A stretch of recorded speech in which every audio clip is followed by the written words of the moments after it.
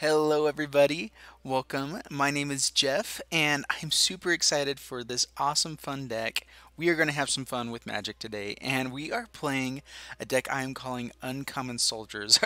or I was thinking of the name Almost Heroes. If you guys ever saw that movie, I'll throw up a little thing for it.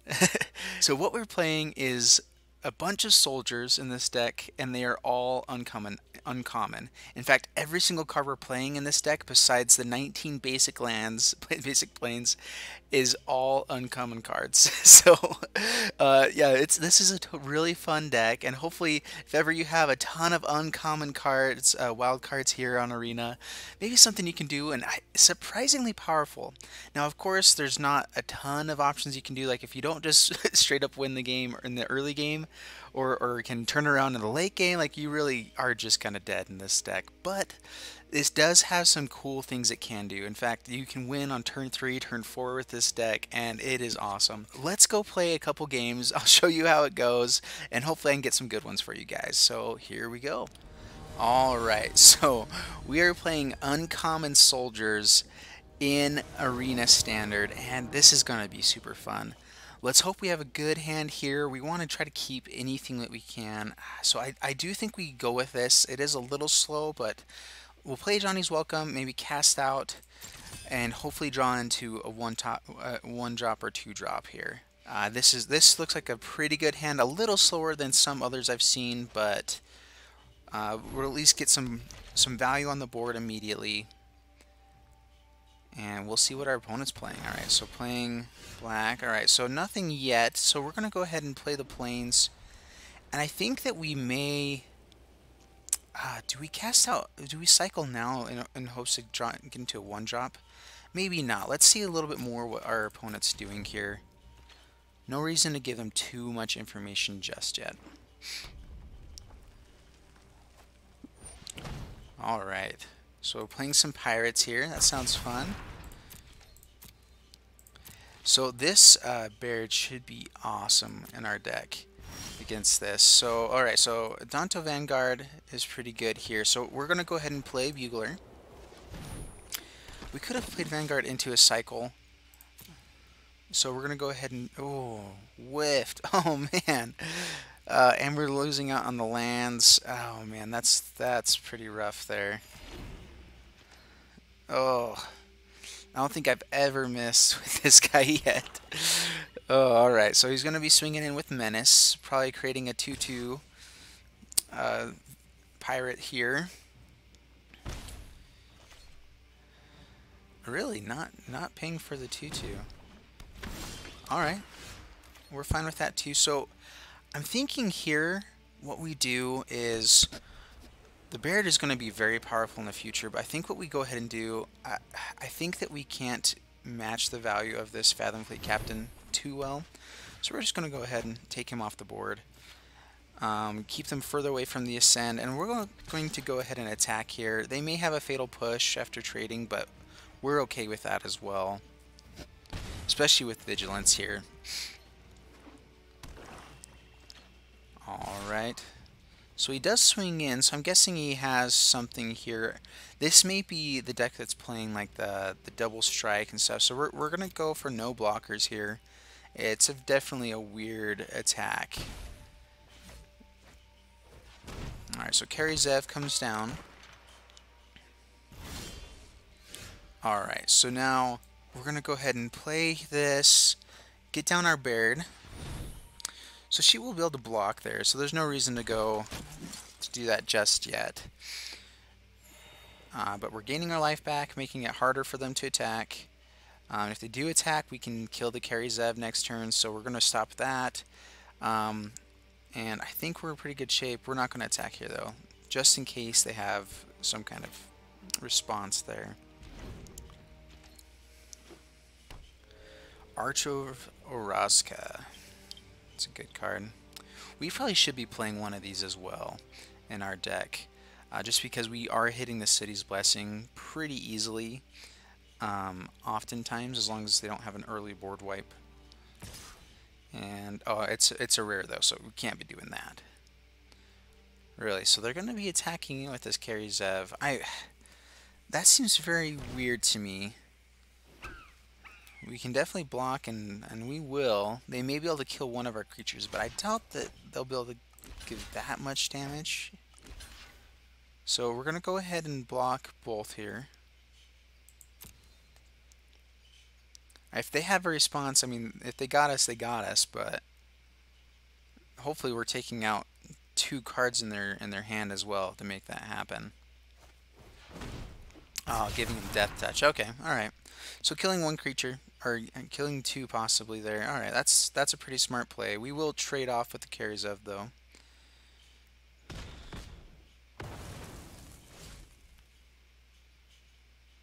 Oh, and it has first strike. Oops. Alright, that was definitely smart. I forgot about the Direfleet Poisoner. Alright, we're really not wanting to draw into anything more than 4 lands in this deck, so this is... we're definitely swamping out a little bit. So we have 9 permanents right now, so we couldn't get him up to 3. So we're just going to have to take some damage on this next turn. And hopefully we draw into something that will help us out here. We may be at a loss in this game. Yep, alright. So we'll wait for another draw, but this... we may not be able to do anything with this deck, against this deck right now.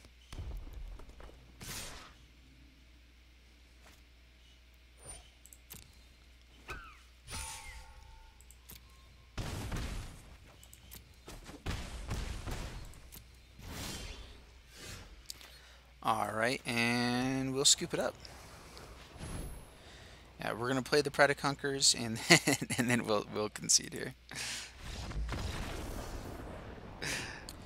Alright, here we go with uncommon soldiers. Alright, this is alright. I mean, we definitely keep this. It's not quite as good as I was hoping for. At least we'll have a blocker early on. You know what, let's go ahead and get down this Ajani's Welcome first. Since we're not drawing into lots of 1-drops, next turn, if we get into another 1-drop, we can play 2, gain 2 life, and then have a bigger swing the next turn. Okay, so here we go. This is not bad. So we're going to play Skymarcher Aspirant, gain some life. Leonin Vanguard, gain some life. And now, hopefully we can just draw into some cards here with the next. And with this Trail of Solidarity, we're hoping to really just make this very powerful. Hopefully with green, they're not going to build the board too wide. They definitely will have some big blockers. But we should be able to, as long as we get the board wider, faster, we should do alright here. I almost wonder if it's worth it to try to get these guys to block. I doubt they would, though. Let's see what we draw into. Possibly a Pounce or something here. They have 2 mana available. Alright, a Nature's Way. Alright. There we go. So we got Ajani's Pridemate, and I think that we now play the Ajani's Pridemate first. Just trying to get this guy as big as possible. So now we have a 3/3. We are definitely commanding the board presence more so now. So no attackers. We'll wait till he gets flying.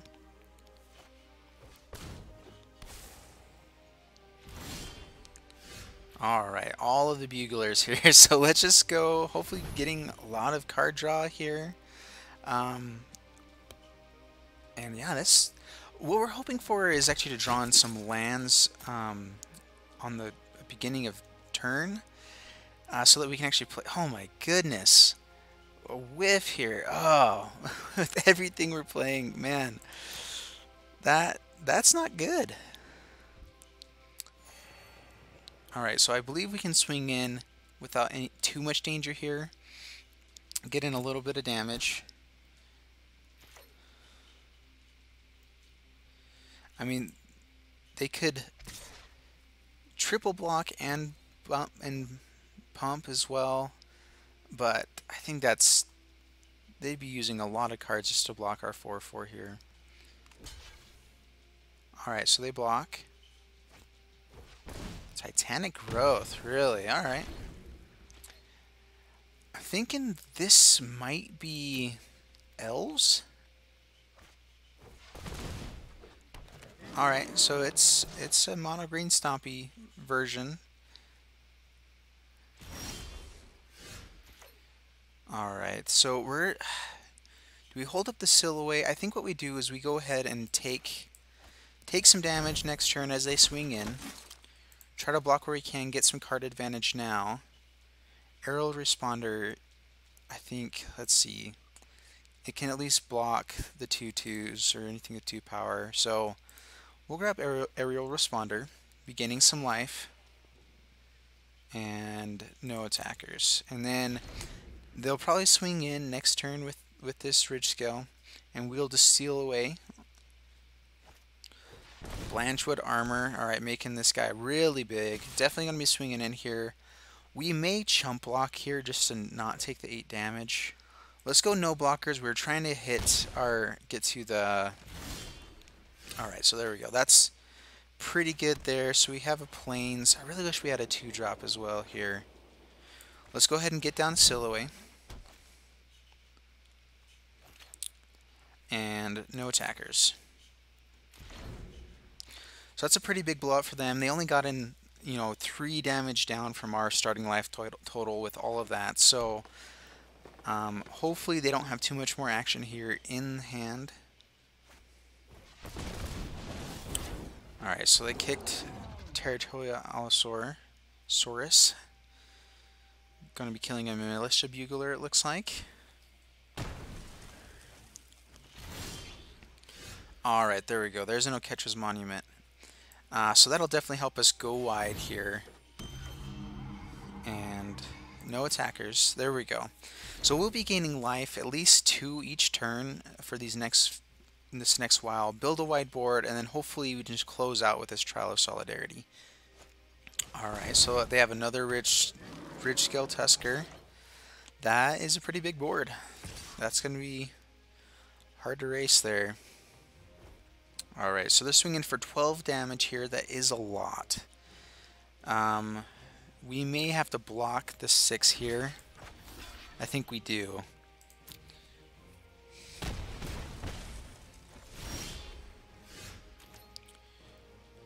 Alright, so we can play both Militia Bugler and Aerial Responder here.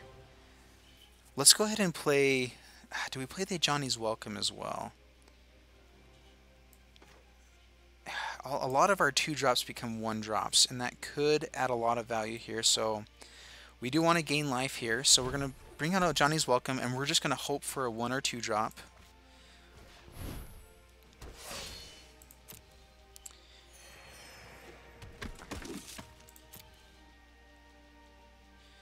Alright, so there we go, perfect. Fairgrounds Warden is awesome here as well, but we can't play it on this turn, so we're going to have to look for it again. Cast Out's going away as well. We're just going to have to get this Ajani's Pridemate so big that they can't do much about it. That's really our only choice, so we're hoping there isn't anything they can do here. So almost back to our starting life total, and that's really the value of this Ajani's Welcome. As all this starts happening is they might swing in with bigger creatures, but then the swing back is so dangerous for them that that really we're gaining enough life, doing enough, and we have, I mean, we can hit in for huge amounts of damage on this next turn if they swing all out.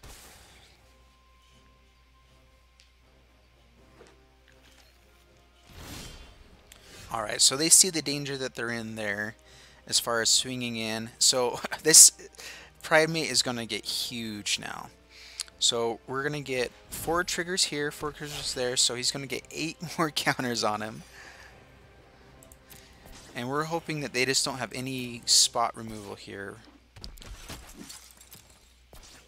And then we're going to have these aerial responders to be swinging in for chip damage each turn as well. And gaining life, getting him even bigger.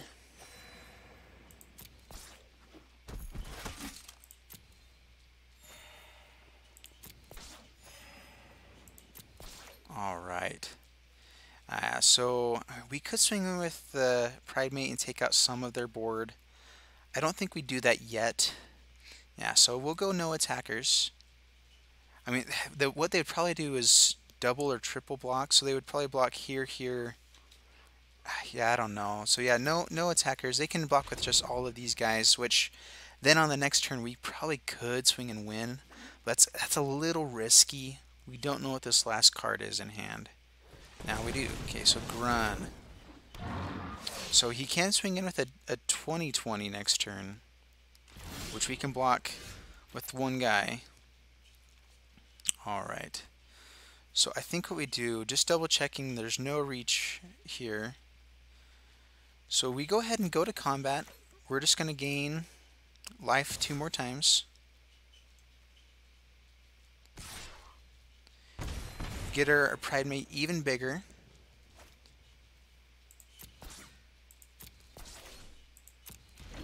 And eventually, even if he swings in with a 20/20 Grun, I mean, first off, we'll just block, we'll just chump block. But then next, Ajani's Pridemate will just take over the game here. Alright, going for more land. We are totally fine with them playing cards like that right now. I mean, it does make their board wider, but as long as we are swinging in for 4 damage every turn, that's not a slow clock. Yep, so goes in with Grun. And what we're hoping for, we do know that he has Titanic Growth to give him trample at some point, which can be bad. I mean, he would be a 28/28. Alright. So let's see here. We do have Pride of the Conquerors and Trial of Solidarity. Even just getting these guys bigger might be worth it. So they could get up to 4 6/6s, or doing 6 damage each, so 12 damage. So we have that.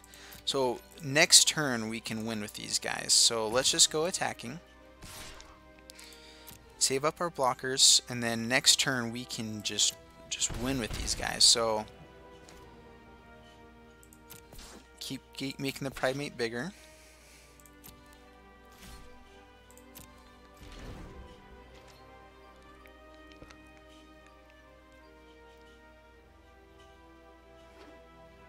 Alright, so land is good for us there.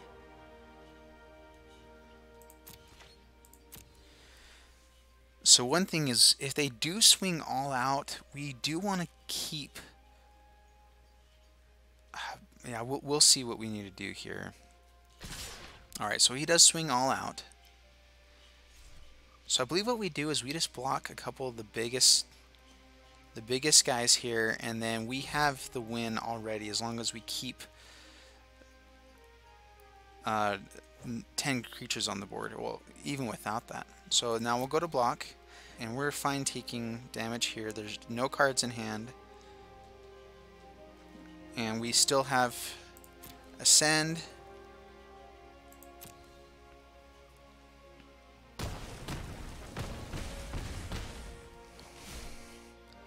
Alright, my turn. We'll go ahead and play the Plains. Play Trial of Solidarity,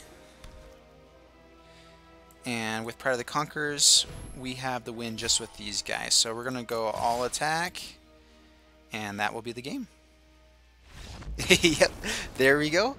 Opponent concedes, seeing our 20/20 coming at him, or 20/19. Yep, there we go. And so that's the power of Uncommon Soldiers. I think that really showed well, even up against a mono green Stompy deck, which again did have a lot of mana dorks at the beginning, didn't play at its full extent, but I feel like we did pretty well there.